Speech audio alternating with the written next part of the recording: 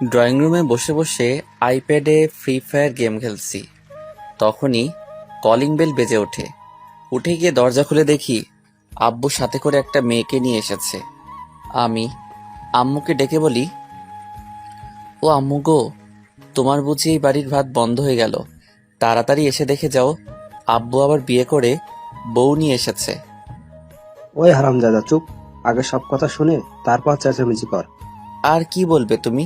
ছি ছি আব্বু, তুমি এই বয়সে আবার বিয়ে করলে? আর এই মেয়ে, মাথায় কি কিছুই নেই? নিজের বাবার বয়সী একটা লোককে বিয়ে করেছেন। আব্বু ঠাস করে আমার গালে থাপ্পড় মেরে বলে, এনাফ। অনেকক্ষণ থেকে ফালতু কথা বলেই যাচ্ছিস। কথা আগে শুনে তারপর চেঁচামেচি করবি।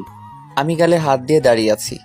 তখনই আম্মু এসে মেয়েটাকে দেখে একটা হাসি দিয়ে বলে, আরে নীলামা, আয় ভিতরে আয়, বাইরে দাঁড়িয়ে আছিস কেন?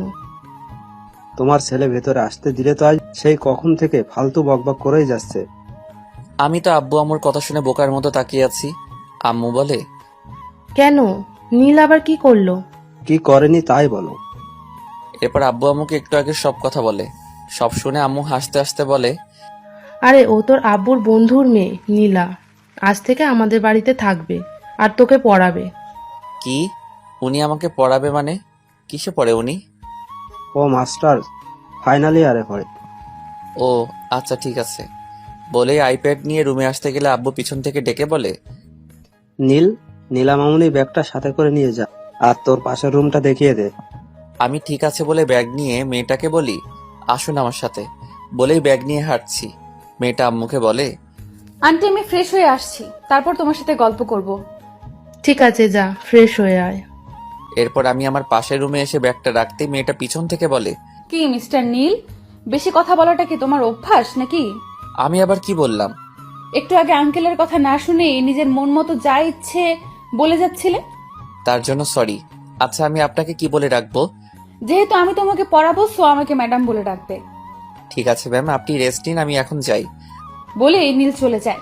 আমি একা একা হাসছি আর ভাবছি ছেলেটা দেখতে কিউট আছে, তবে কথা শুনে মনে হলো অনেক দুষ্টু। আমি রুমে এসে আবার গেমস খেলতে শুরু করি। একটু পর দরজায় কেউ নক করে। আমি ভিতরে আসতে বলে মোবাইলের দিকে তাকিয়ে আছি। কি মিস্টার, মোবাইলে এমন করে কি দেখছো? কেউ এসেছে সেদিকে খেয়াল নেই? আরে ম্যাম আপনি আসুন, বসুন। আসলে গেমস খেলছিলাম তো তাই খেয়াল করিনি। সব সময় গেমস খেলো মনে হচ্ছে। পড়াশোনা করো কখন তুমি? যখন পড়ার সময় হয় তখনই পড়ি ম্যাম।